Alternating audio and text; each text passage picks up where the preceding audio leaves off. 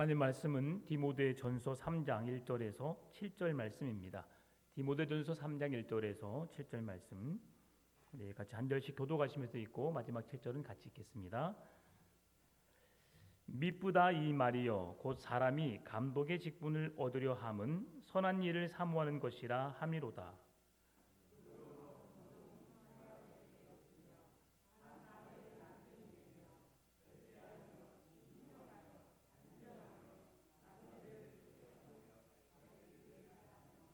술을 즐기지 아니하며 구타하지 아니하며 오직 관용하며 다투지 아니하며 돈을 사랑하지 아니하며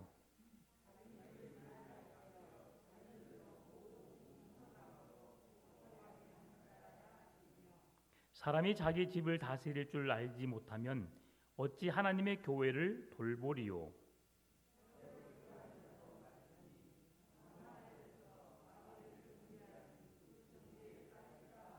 같이 읽습니다. 또한 외인에게도 선한 증거를 얻은 자라야 할지니 비방과 마귀의 올무에 빠질까 염려하라. 아멘. 오늘 우리가 함께 읽은 디모데전서 3장의 말씀은 교회 지도자의 덕목에 대해서 말하고 있습니다.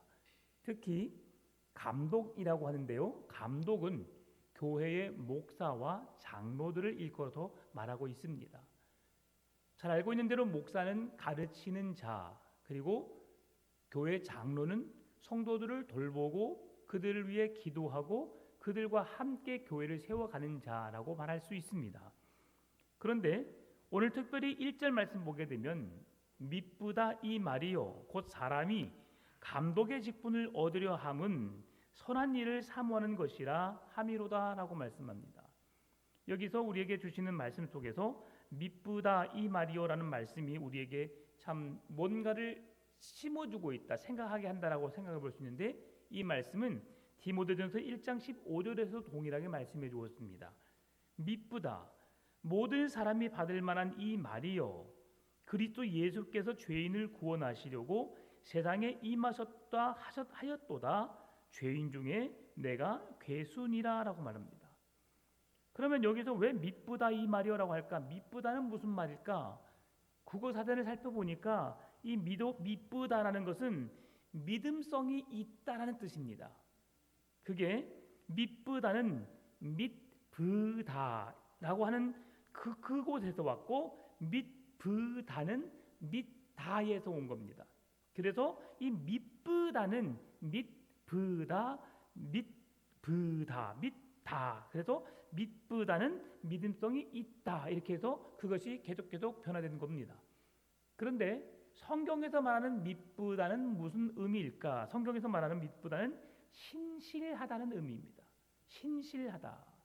그래서 바울이 내가 죄인 중에 괴수다라고 말하고 있는 건 뭐냐면 내가 죄인 중에 우두머리다라고 하는 말이 아닙니다. 바울이 지금 내가 죄인 중에 괴수다라고 하는 말은 뭐냐면 세상에 수많은 죄인들이 있습니다. 그러면 그 죄인에게 점수를 매겨보면 가장 높은 자로부터 가장 낮은 자까지 점수를 매겨보면 내가 그 중에 으뜸이다. 내가 제일 큰 죄를 지은 자다. 이 고백이 내가 죄인 중에 괴수다라는 말입니다. 죄인 중에 두목이 아니라 내가 가장 큰 죄를 지었던 자다라고 말하는 거죠. 그래서 과거에 자기 자신이 예수 그리스도를 비방했던 자, 예수 그리스도를 믿는 자들을 박해했던 자, 핍박했던 폭행자였음을 자기 스스로를 그렇게 말하고 있는 겁니다. 그랬던 그가 주님의 미쁘심으로 미쁘다 이 말이요 주님께서 자기 자신을 신실한 하나님의 종으로 세우신 것에 대한 나 같은 자를, 죄인 중에 괴수인 가장 큰 죄를 범했던 나를 주님은 미쁘시게 여기셔서 신실한 나로 여기셔서 나에게 이 귀한 직분을 주셨다라는 의미로 지금 말하고 있다는 사실이죠. 그렇게 바울이 하나님 앞에서 미쁘신 신실한 주의 사역을 감당할 수 있는 자가 될 수 있었던 건 뭐냐면 사도행전 20장 28절에서 여러분은 자기를 위하여 또는 온 양떼를 위하여 삼가라. 성령이 그들 가운데 여러분을 감독자로 삼고 하나님이 자기 피로 사신 교회를 보살피게 하셨느니라 라고 말씀하는 이 말씀 속에 있습니다. 지금 그 교회의 지도자들에게, 감독자들에게, 교회의 직분자들에게 당신들이 교회의 직분자가 된 것은 당신들이 잘나서가 아니라 성령 하나님께서 당신들을 붙들어 주심으로 교회의 지도자로, 감독자로 세우셨다. 나 또한, 바울 또한 내가 핍박자요, 폭행자요, 많은 사람들을 괴롭혔던 그런 가해자였지만 그런 나를 하나님이 미쁘시게 불쌍히 여기시고 신실한 하나님의 종으로 나를 삼으셔서 나로 하여금 그 예수 그리스도를 전하는 사도로 하나님이 세워주셨다.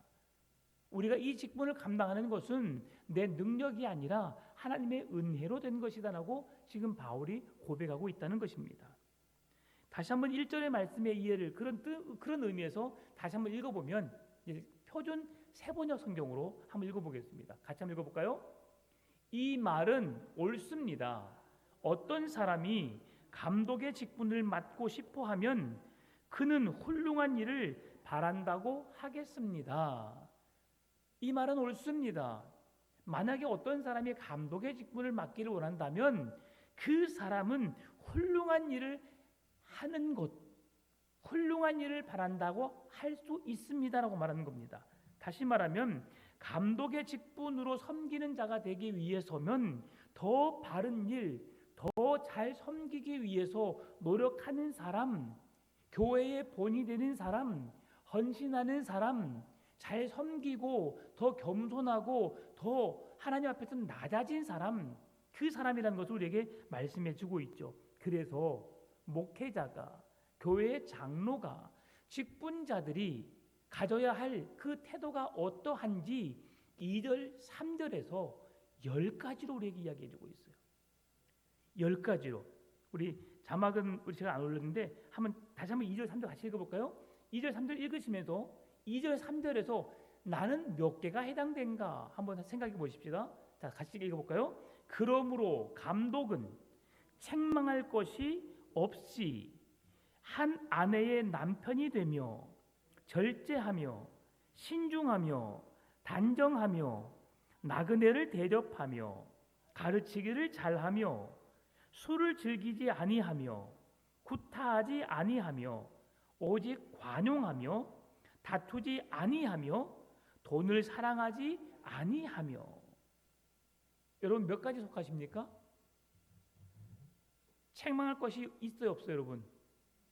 책망할 것이 없으며 감독자가 되기 위해서 한 아내의 남편이 되며 절제하며 신중하며 단정하며 나그네를 대접하며 가르치기를 잘하며 술을 즐기지 아니하며 구타하지 아니하며 오직 관용하며 다투지 아니하며 돈을 사랑하지 아니하며.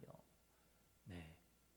이러한 자가 교회의 목사요, 교회의 장로요, 교회의 지도자임을 오늘 바울은 이야기하고 있다는 거죠. 그러면 하나하나 살펴보면서 이 말씀이 무엇을 의미하는가를 살펴보길 원합니다. 첫 번째로 책망할 것이 없다라고 하는 것은 무엇을 말하는 걸까? 그의 평판에 흠잡을 일이 없어야 된다라고 하는 겁니다.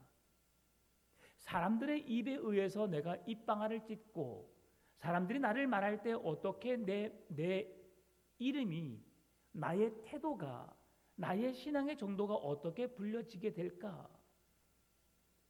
제가 오늘 저는 어떤 외모적인 것은 어떻게 풍겨질지 모르겠지만 제 항상 프로필을 보게 되면 호람대오 경환입니다. 네. 호람대오는 하나님 앞에서, 그리고 이름은 오경환이니까 오는 중복돼서 호람대오 경환 이렇게 해놨어요.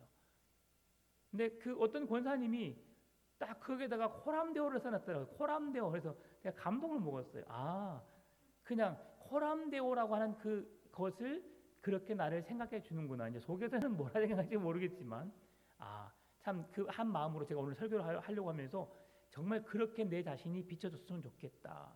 하나님 앞에서 뭔가를 해보려고 노력하고 몸부림치는, 근데 그런 모습이 저에게도 잘 나타나지 않아요. 그런데 그렇게 닮아가기 위해서 노력을 해야 되겠죠. 오늘 우리의 모습 속에서 책망할 것이 없다. 사람들의 입에 오르락 내려가면서 내가 입방아 찢는 사람인가? 아니면 나는 사람들이 칭찬하는 사람인가? 뭔가 본받을 만한 사람인가? 존중해야 할 만한 사람인가? 항상 부정적인 이야기를 할 때 내 이름이, 내 삶이 그들에게 오르락내락하는 사람인가?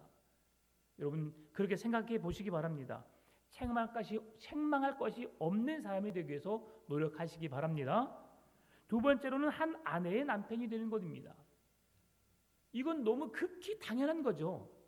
하나님이 세상을 창조하실 때에 한 남자가 혼자 있는 것을 보고 결코 기뻐하지 않으시고 좋게 여기지 않으시고 어떻게 했어요? 그가 잠든 가운데 그의 갈빗대를 취하여서 한 여자를 만들었습니다.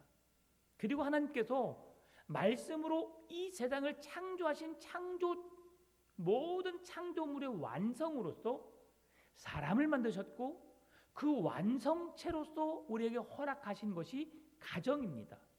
그러면 한 남자와 한 여자가 만나 가정을 이루는 것은 극히 당연한 일이죠. 여러분 그런데 오늘 왜 그렇게 극히 당연한 일을 한 아내의 남편이 되며 왜 교회 목사가 감독자가 그러야 할까? 여러분 이 말씀은 당시 고린도의 상황을 우리가 살펴봐야 합니다. 새벽에도 우리가 또 말씀을 드렸고 또 그 전에도 말씀드렸지만 고린도라고 하는 그 도시는 아프로디테라고 하는 여신이 있었어요. 그래서 그 고린도에 있는 지금 이 에베소에 있는 그 여신의 신이 로마에 있는 그 신전보다도 3배나 크다고 했습니다. 그렇게 큰 신전이 지금 이 아프로디테가 그 에베소에 그리고 고린도라고 하는 그 중심적인 도시 속에 그렇게 그들을 속에서 신으로 섬기는 존재가 된 거죠. 그런데 그 신전에는 여사제가 1000명이 있었어요. 1000명이. 근데 그 여사제들이 어떤 사람이냐면 오늘처럼 신학교를 가서 공부를 하고 성스럽게 하나님의 종이 되기 위해서 준비된 자가 아닙니다. 학자들에 의하여서 그 연구되어진 그런 자료에 보게 되면 그 1000명의 사제들은 한 가정을 이루고 있는 여성들이었다라고 말하는 거예요. 그러면 이 신전에서 그 여성들이 신전에서 제사를 위해서 섬기는 게 뭐가 잘못됐는가? 네, 잘못되었기 때문에 말하고 있는 거죠. 지금 이들은 신전에서 봉사를 하는데 낮에는 성전에서 봉사를 하고 밤에는 매춘을 했어요. 한 가정의 아내가 자기 남편이 아닌 성전으로 제사하러 온 그 아프로디테라고 하는 그 여사제의 신적인 존재 앞에서 그렇게 매춘을 하는 그런 존재로 어떤 사람이 한 가정의 아내가 버젓이 그렇게 행해지고 있다는 것이죠. 그런 시대적인 상황 속에서 그 영향이 이스라엘 백성들에게도 흘러가고 있음을 바울이 감지하고 그것을 절제하기 위해서 교회의 감독자는, 교회의 목사는, 교회의 지도자들은 그런 한 아내를 맞이하는 가정이라야 한다라고 말하는 겁니다. 여러분 그러면 오늘날 그 문화는 어떤 문화예요? 함께 결혼해서 살다가 헤어지기를 그냥 이렇게 쉽게 할 수 있는 시대가 지금 되어버렸어요. 그러면 다시 새로운 사람과 만나고 다시 결혼하고 하는 모든 것을 지금 문제시 삼고 있을까요? 이것은 그걸 말하는 게 아니에요. 예. 지금 우리 시대 속에서 결혼을 했는데 연애했을 때하고 달라요. 결혼을 살고 보니까. 그러니 같이 살 수가 없어요. 그러니 헤어지게 되는 거죠. 그러면 자기하고 맞는 사람과 살아야 되는 거예요. 그래서 재혼을 하거나 다시 결혼을 하거나 이런 것들은 문제되는 것이 아닙니다, 여러분.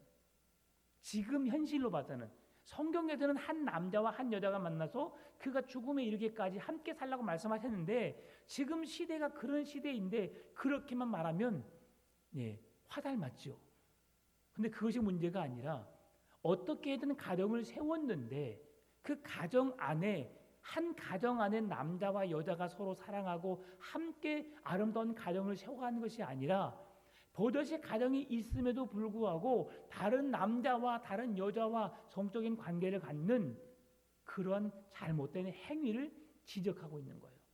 그래서 한 아내의 남편이 되며라고 하는 것은 하나님이 세우신 가정 안에서 그 질서 안에서 한 남자와 한 여자만이 부부로서 누릴 수 있는 그런 최고의 축복을 누리며 살라라고 말씀하는 거죠.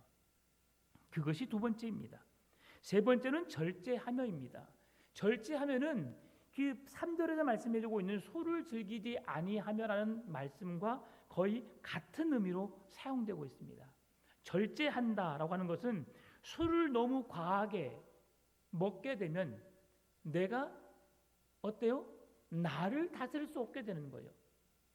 내 이성으로, 내 감성으로, 내 사고로 뭔가를 생각하고 행동하고 판단하면 아무 문제 되지 않아요. 그런데 그게 지나치다 보면 절제하지 못함으로 그게 과음하다 보고 지나치게 먹다 보면 나중에 내 생각이 아니라 술에 취해서 내가 무슨 말을 했는지를 몰라요. 여러분 세상 사람들은 술 한 잔 들어가면 대화가 이루어진다고 합니다. 그러니 한 잔 두 잔 마시는 것까지 제가 뭐라고 할 수는 없겠죠. 왜요? 어찌 보면 좋을 수도 있어요. 아예 말을 안 하는 사람이 딱 술 한 잔 들어가면 말하는 사람이 있대요. 저는 잘 모르겠는데 제가 지난 수요일에도 말씀드렸죠. 술 드신 친구가 항상 전화를 합니다. 술만 드시면 전화해요. 왜 그때마다 제가 기억이 나는지. 그래서 서운했던 이야기를 막 다 늘 풀어놔요. 그러면 그래 친구야 그래 잘 있어라고 늘 말하지만 술을 통해서 대화가 통하고 관계가 회복된다면 괜찮겠죠. 그런데 절제하지 못하고 너무 지나치게 과음하다 보니까 그 단계를 넘어선 거예요. 술 취한 사람 특징이 뭐예요? 한 말을 또 하고 또 하고 또 합니다. 다음 날 술 먹으면 또 그 이야기를 또 하고 또 하고 또 합니다. 그 이야기 했어라고 하면 내가 그 했던가? 해놓고 좀 이따가 또 이야기해요. 그런 사람 미칠 노릇이죠. 그러니 자기 통제가 되지 않는 사람이에요. 그래서 절제가 술을 즐기지 아니하며와 같은 내용으로 같이 이야기될 수 있다. 왜요? 절제하지 않으면 뭐든지 문제가 됩니다, 여러분. 운동 좋아하잖아요. 운동 괜찮은 거죠. 등산 좋은 거지요. 여러분 건강은 좋은 거예요. 그러나 그게 지나치면 문제가 되는 거예요. 지나치면. 왜냐하면 모든 것은 될 수 있으면 부부가 아니면 가정이 함께하는 것이 좋습니다. 그런데 그게 너무 지나치다 보면 한쪽에 치우치다 보면 나는 그 문화를 즐기고 있지만 즐기지 않는 사람은 소외될 수 있고 또 허전할 수 있거든요. 그 힘듦을 서로 같이 공유할 수 있도록 적당하게 할 것을 말씀해주고 있는 거예요. 그래서 중독이라는 게 무섭습니다. 중독은 술 중독만 있는 것이 아닙니다. 스포츠 중독, 도박 중독, 약물 중독, 쇼핑 중독, 드라마 중독. 우리가 일상생활 속에서 내가 너무너무 좋아하는 것들은 다 중독이에요. 예. 참 그런 중독에서 여러분 헤어나올 수 있기를 바랍니다. 네 번째는 신중하며입니다. 신중하다는 것은 절제한다는 뜻입니다. 앞에서 절제한다, 자제한다고 하는 것을 같은 의미로 사용되고 있지요. 신중하다는 것은 뭐냐면 내가 그냥 섣불리 말하거나 행동하는 것이 아니라 한 번 더 생각하고 절제하고 깊이 생각하고 깊이 고민해보고 말과 행동으로 옮기는 것, 이것이 신중하다고 하는 것이죠. 더 쉽게 말하면 감독이라고 하는 자는 목사나 장로나 지도자들은 선한 영향력을 끼칠 수 있는 그런 삶이어야 한다라고 오늘 성경은 말씀해주고 있다는 거예요. 그래서 선행하는 것에 그치는 것이 아니라 선한 사람 그 자체가 되어야 한다는 거예요. 일시적으로 한 번, 두 번 선한 일을 행하는 사람이 아니라 늘 일상이 선한 삶을 사는 사람이어야 한다. 예수님이 그러셨잖아요. 예수님은 말로만 사랑하지 않았어요. 하나님을 사랑한다라고 찾아왔던 한 청년이 내가 어떻게 하여 영생을 얻겠습니까? 그 청년은 사실 예수님께 자랑하러 왔어요. 나 지금 잘하고 있어요. 11조도 하고요. 교회도 잘 나가고요. 어려운 사람들 내가 때를 따라 돕기도 하고요. 내가 잘하거든요. 나 그런 사람이에요, 예수님. 자기를 자랑하고 싶었어요. 그런데 하나님을 사랑한다는 게 뭔가? 어떻게 영생을 얻는 건가? 그냥 한 번, 두 번의 행위적인 일이 아니라 네 삶 자체가 그런 선한 삶을 사는 자여야 한다. 그래서 너의 가진 모든 소유를 팔아서 가난한 이웃들에게 나눠줘라라고 하는 거예요. 예수님이 그 모든 재산을 다 압수해가지고 가난한 사람에게 나눠주길 원했을까요? 그 마음이 아니에요. 그 언제든지 나의 필요를, 나의 도움을 필요로 한 자들이 있으면 그들을 도울 수 있는 자가 되어라는 것이죠. 가난한 자를 찾아왔어요. 예수님은 항상 그들의 필요가 되어주는, 필요를 채워주는 자가 되었다는 거죠. 귀신 들린 딸을 둔 부모가 찾아왔을 때, 나중에 제가 또 새벽에도 말씀하겠지만 베드로의 장모가 열병에 걸려서 그런 치유의 은혜, 기적을 경험하길 원할 때에 예수님이 그 즉시 바로 고쳐주는 경우도 있지만 때로는 어떤 한 여인처럼 나는 이 부스러기를 개에게 던짐이 마땅하다라고 말하면서 그 여인을 개처럼 취급하는 경우 마음이 상하게 하고 아프게 할 수도 있다는 사실이에요. 그러나 왜 예수님이 그렇게 말씀하시는 거예요? 그의 믿음을 테스트하는 거예요. 여러분, 하나님이 여러분을 사랑하십니다. 여러분, 하나님의 자녀로서 여러분을 구원하시기 위해서 이 땅에 예수님을 보내신 분이시거든요. 그런데 왜 그분이 당신들을 이렇게 힘들게 어렵게 할까? 진짜 믿음인가?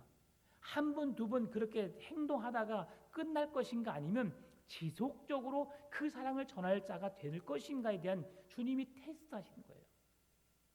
그러니까 이런 가운데 있어서 그가 하나님의 거룩한 백성으로서 부끄럽지 않는 사람으로서 내가 그냥 흉내만 내는 것이 아니라 진정 내 삶을 통해서 내 모든 삶 자체가, 내 마음 자체가 예수님을 닮은 선한 사람이 되어서 언제든지 그들을 위해서 그렇게 신중하게 뭔가를 행할 수 있는 자, 그게 바로 네 번째 조건입니다.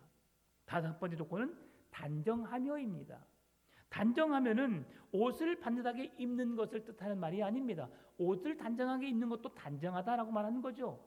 그런데 여기서 말하는 것은 행동이 반듯하여서 다른 사람들에게 존경스럽고 고상하다라는 뜻을, 그런 의미를 갖게 하는 자라고 말할 수 있어요. 옷을 뻔질하게 잘 입는 사람이 고상한 것이, 단정한 것이 아니라 그의 언어와 그의 행동에 있어서 그렇게 단정함을 말씀드리는 거죠. 지난주에도 제가 예비군 이야기를 했었죠. 예비군 복만 입으면, 군대에 전역한 예비군들 그 옷만 입으면 그들의 행위는 개처럼, 개보다 못한 그런 삶이 된다고. 그 옷이 우리를 단정해 주지 않는 거예요.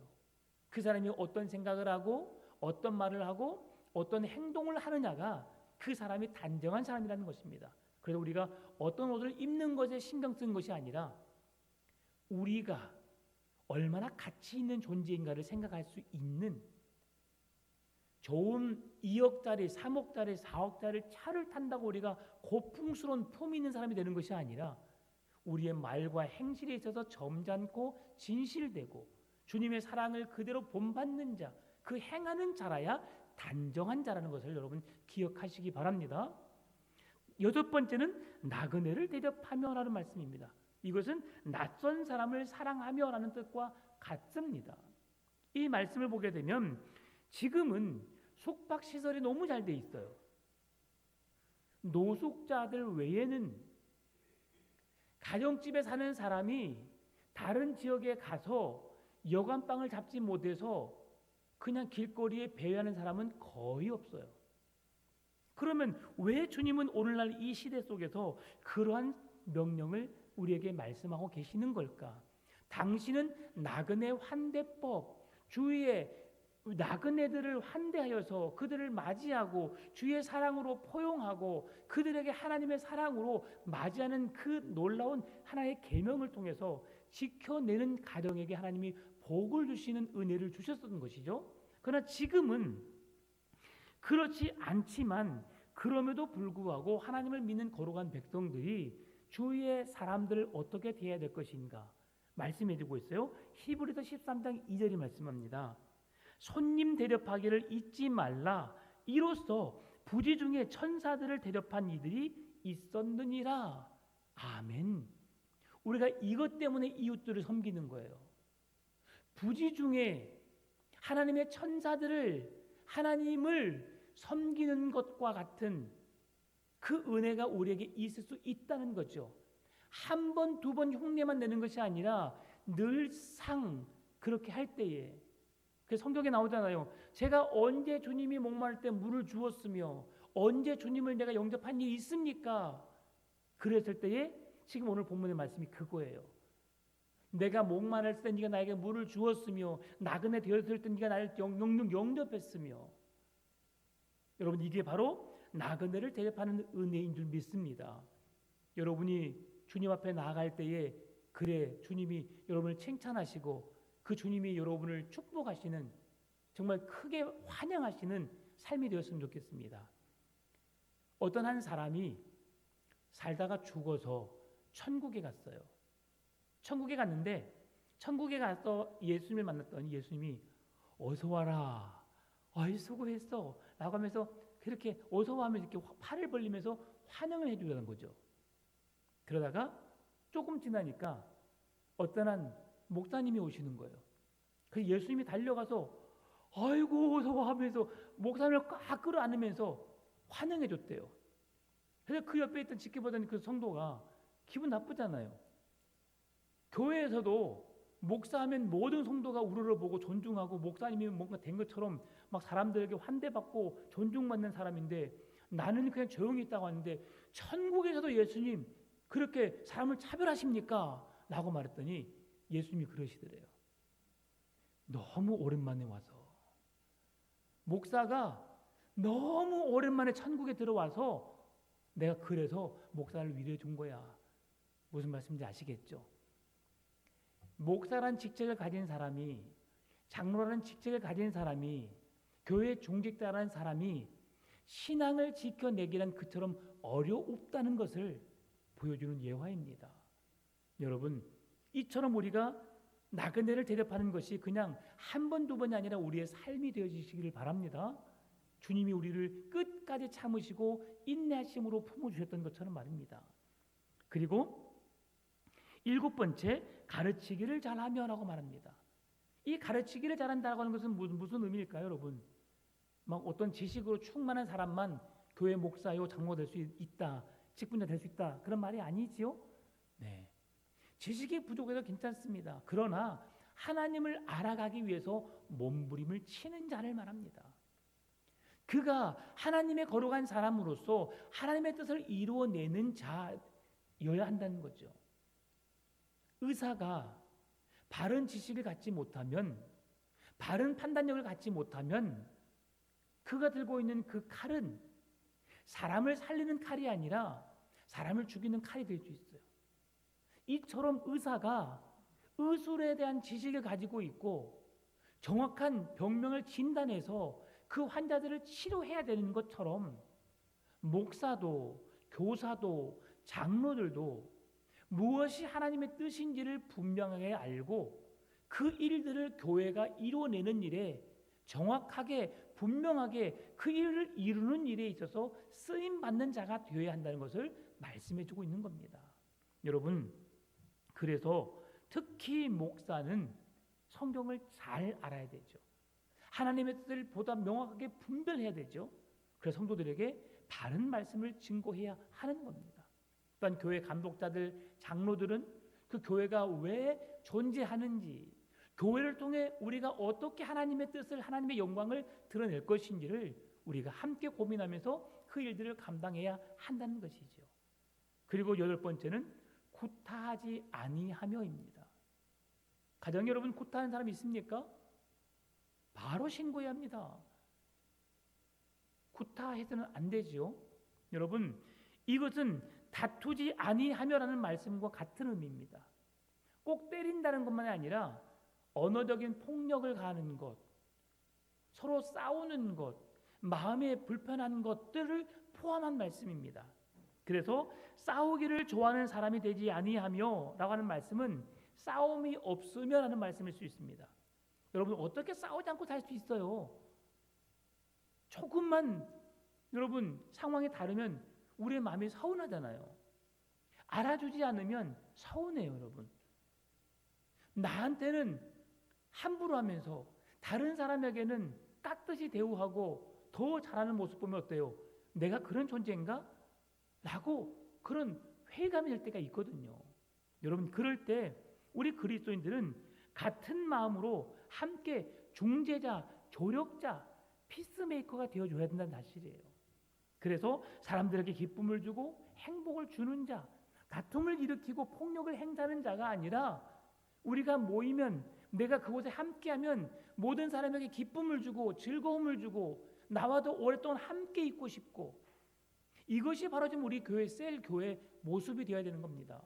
여러분, 셀 모임 가고 싶어요, 안 가고 싶어요? 목사님이 계속 하라고 하니까 어쩔 수 없이 하고 있어요. 네, 그럴 수 있지만 가고 싶어야 돼요. 계속 어떻게 살고 있는지, 오늘은 뭐 했는지 궁금해야 됩니다. 계속 전화하고 또 만나면 물어보고 건강은 어떤지, 지금 환절기에 감기는 걸리지 않았는지, 어떤 어려움은 없는지 셀원들에게 늘 전화하셔야 돼요. 그래야지 친밀합니다. 전화 오겠지, 전화 안 해요. 내가 전화해야지 전화가 그 사람의 소식을 알 수 있고 그렇게 알아지게 되는 겁니다. 요 근래에 우리 셀 리더방이 참 활성화되고 있어요. 너무 감사해요. 우리 셀에 이런 어려움이 있습니다. 기도해 주세요. 지금 이렇게 수술하고 나서 회복되고 있습니다. 또 어떤 분은 지금 이런 상황이 있습니다. 셀 리더방에 계속 올리니까 기도가 되고요. 지금 셀들이 그렇게 원활하게 서로 교통하면서 교제하면서 그렇게 주고받고 있구나. 이게 가족인 거예요. 엄마 잘 계세요? 어디 아픈 데는 없으세요? 한 번씩 안부 인사하고 그러는 것처럼 그게 가족이잖아요. 우리 교회 성도들 한 사람 한 사람, 그 사람이 누구지? 모르면 전화하면 돼요. 걱정하지 마요. 염려하지 마세요. 그냥 전화해요. 나 어디 풍암전원교 다니는 누구입니다. 당신이 교회 들어오셨는데 제가 누군지 잘 몰라서 한번 전화해봤어요. 주일날 오시면 한번 얼굴 한번 보십시다 해서 얼굴 만나는 거예요. 그러면 만나고 이야기하고 교제하면 더 기뻐요. 통계학적으로 교회에 내가 아는 사람이, 내가 누구를 만나도 대화할 수 있는 사람이 7명이 있는가, 그 사람은 절대로 교회를 떠나지 않는다는 통계가 있습니다. 여러분은 몇 사람과 친하십니까? 6사람 반? 그러면 언제든지 교회를 떠날 수 있는 조짐이 있어요. 그럼 7사람 이상과 친해지시기 바랍니다. 그게 교회예요. 가족이어야 되는 거죠. 7사람은 그냥 일상적인 통계적인 거고 모두와 같이 다 친해지란 말이에요. 내 마음을 열고 내가 먼저 다가서야 되는 거죠. 그리고 9번째는 관용하며, 이것은 호의, 친절, 중용, 인애, 긍휼을 베푸는 것을 말합니다. 그래서 눈에 보여진 것만이 아니라 보여지지 않는 하나님 앞에서 서로 사랑하고 호의를 베풀고 친절을 하며 서로 인내하며 긍휼을 베푸는 그런 관계가 되어야 한다. 누구든지 악을 악으로 갚는 자가 아니라 악을 선으로 갚는 자, 악을 은혜로 갚는 자. 하나님이 그러셨잖아요. 예수님이 이 땅에 오셔서 원수들에 의해서 그렇게 죽임을 당하고 그들의 손에 내어줌을 당했지만 결국 그들은 자기를 판 자에게, 자기를 죽이는 자들에게 하나님의 구원의 은혜를 그들에게 선물로 주셨어요. 이게 바로 관용입니다. 마지막 10번째는 돈을 사랑하지 아니하며입니다. 여러분, 돈 좋죠? 돈 좋아요, 안 좋아요? 좋아요. 돈 없으면 못 살아요. 디모데전서 6장 10절에는 돈을 사랑함이 뭐라고 해서 한번 같이 읽어볼까요? 시작. 돈을 사랑함이 일만하게 뿌리가 되나니 이것을 탐내는 자들은 미혹을 받아 믿음에서 떠나 많은 근심으로써 자기를 찔렀도다. 돈의 풍요 속에 사는 사람은 자기들에게 필요한 것이 없어요. 돈이면 다 해결되거든요. 그들에게 하나님의 존재는 없어요. 왜요? 돈이 더 중요하다고 여겨지기 때문이거든요. 돈은 모든 사람의 필요를 채워줍니다. 그래서 생존에 필요한 모든 것을 채워주는 유일한 통로라고 생각합니다. 그런데요, 이 돈을 사랑함이 얼마나 우리에게 큰 아픔이 될 수 있느냐? 그 예를 들어보면 예수님의 제자였던 한 사람 가룟 유다, 그가 돈 맡은 자로서 그는 돈을 너무 좋아했어요. 그래서 예수님이라고 하는 스승에게는 전혀 관심이 없었어요. 돈꾀를 맡은 자로서 그 돈을 사용하고 돈에 대한 눈이 멀어서 돈을 너무 좋아했던 사람이죠. 그래서 예수님을 배반하게 되는, 예수님을 팔아 넘기는, 돈을 더 사랑함으로 우리의 참 구원자이신 예수님을 떠나버리는 그런 삶이 될 수 있음을 오늘 성경은 지적하고 있는 겁니다. 여러분, 아나니아와 삽비라, 그 전에는 그냥 초대교회 얼마나 행복했어요.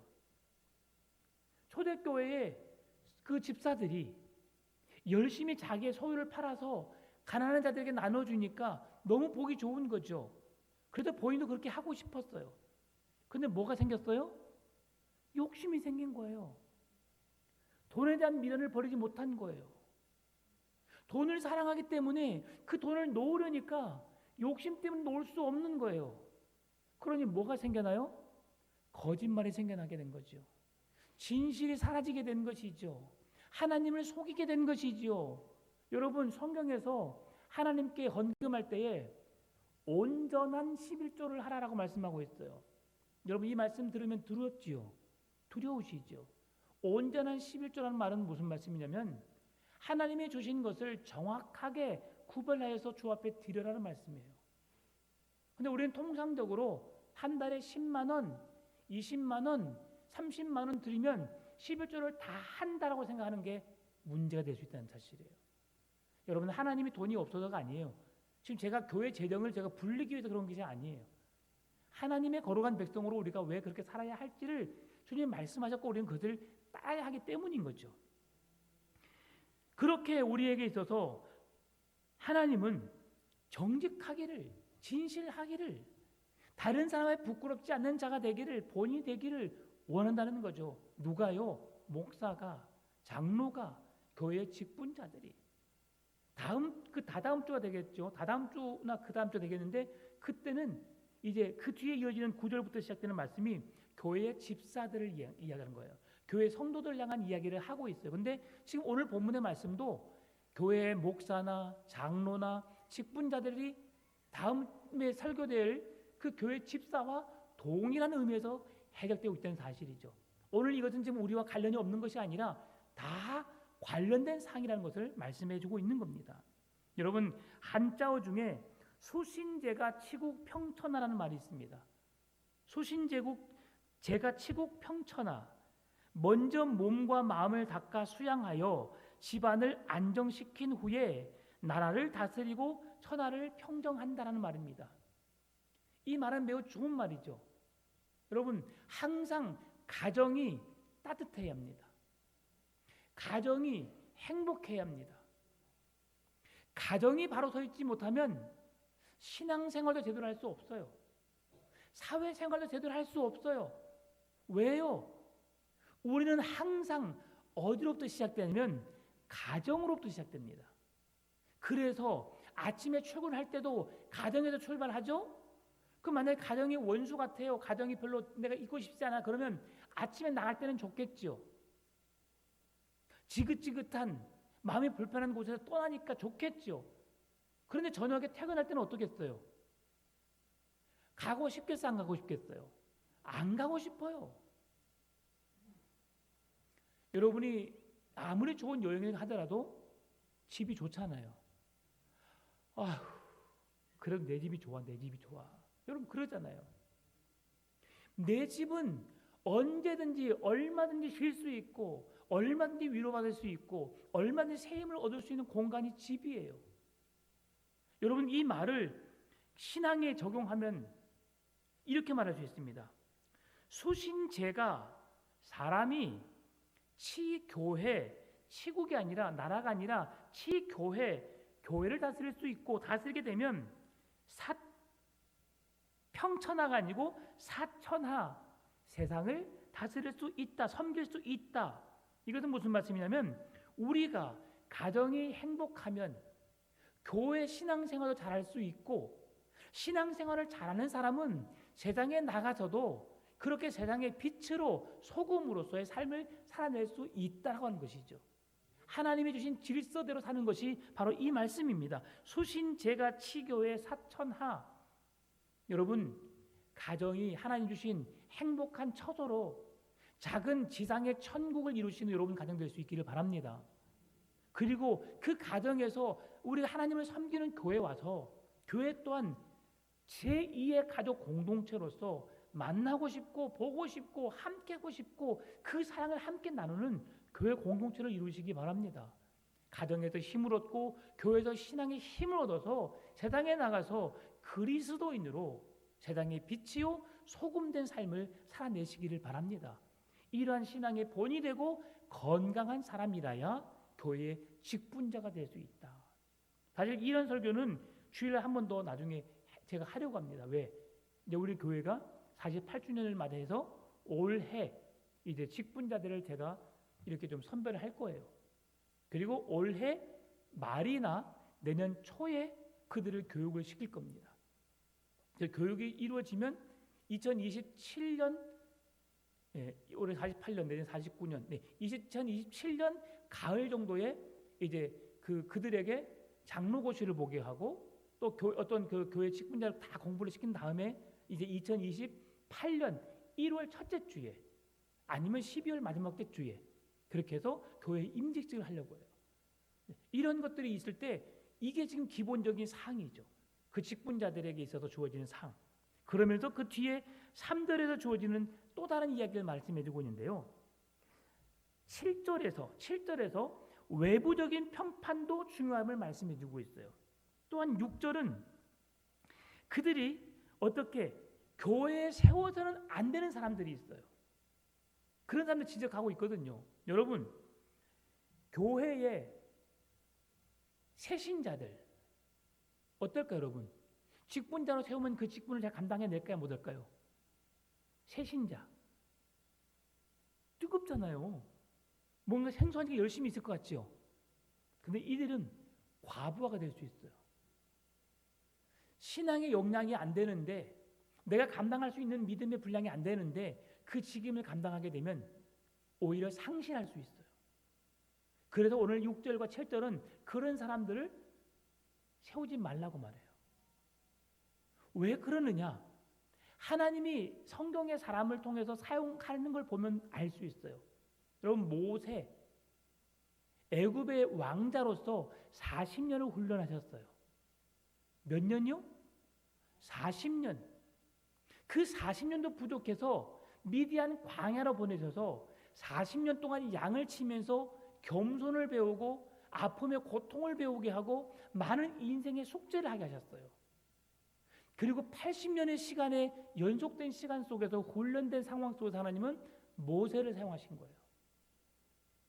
여러분 사람은 충분히 훈련받아지고 충분히 연단되어지고 충분히 준비되어지는 가운데 그가 성숙한 믿음의 영향력을 낼 수 있는 거예요. 그래서 오랜 신앙의 경험이 필요한 거예요. 여러분 동물들은 다릅니다. 여러분 요즘 여러 사람들이 좋아하는 개 보고 아들이라고 딸이라고 하는 그런 시대에 개들은요 여러분 태어나가지고 2년도 채 되지 않아서 다시 개가 임신할 수 있어요. 몇 년이요? 2년 안에 새끼를 낳을 수 있는 능력을 기른다는 거예요. 근데 사람은요, 자녀를 낳으려면 얼마나 걸려요? 최소한 걷는 것만 해도 1년이 걸려요. 짐승은 태어나서 2, 3일 있으면 다 기어다녀요. 다 걸어다녀요. 못 걸으면 그 사람은 그 동물은 불편한 거죠. 걷지 못하는 동물들이죠. 다 일어서요. 근데 사람은 아무리 태어나서 걸으려고 노력해도 한 달 만에 걷게 해야겠다고 여러분 아무리 큰 꿈을 꾸고 아이를 키워봤자 한 달 안에 걷는 아이는 아무도 없어요. 6개월도 안 돼요. 거의 10개월, 1년이 되어야만이 아이가 걸을 수 있어요. 아이에게 말을 하게 하기 위해서 걔는 태어나자마자 멍멍 해요. 죽을 때까지 멍멍 하다가 죽어요. 그게 걔의 삶이에요. 근데 사람은 엄마를 부르려고 해도 수십만 번을 불러야지 그때서야 엄마예요. 느려요. 그 아이가 성숙한 어느 정도 인지가 있고 어느 정도 생각이 있고 판단력이 있고 어느 정도 세상에 살아갈 수 있는 삶이 되는 정도라면 어느 정도예요? 3, 40대가 되어야지 어느 정도 성숙한 사람이다라고 우리가 볼 수 있는 거죠. 그래서 그 시기를 결혼을 해야 아기의 틀을 벗어나고 어른이 된다는 말이 바로 거기에 있는 거예요. 결혼만 해서도 되는 것이 아니고 자녀를 낳아야 진정한 어른이 된다는 말이 거기서 나오는 거예요. 사람은 그만큼 훈련이 되어줘야 됩니다. 교회 직분자들은, 교회 세워지는 자들은 그렇게 훈련되어져야 된다는 사실이죠. 여러분 기도 많이 해주십시오. 우리가 올해 직분자를 세우고 내년에 훈련을 하고 그들이 이 교회를 세워가는 데 있어서 적합한 자들이 하나님의 기뻐하신 교회를 세워갈 수 있는 그런 지도자들이 세워지도록 기도해 주시기 바랍니다. 말씀을 마칩니다. 외부적으로도 사람이 좋은 평판을 받는 사람, 교회 안에서만이 아니라 세상에 나가서도 직장에서도 어느 곳에서 인정받는 사람이 오늘 하나님이 기뻐하시는 직분자, 감독, 교회의 장로요, 목사요, 직분자라는 것을 말씀해 주고 있습니다. 여러분 잘 사십시오. 다른 사람에게 해를 입히는 자가 아니라 그들을 돕고 그들을 협력하여 예수 그리스도께로 인도하는 예수님처럼 살아내시는 여러분 되시기를 주의 이름으로 축원합니다.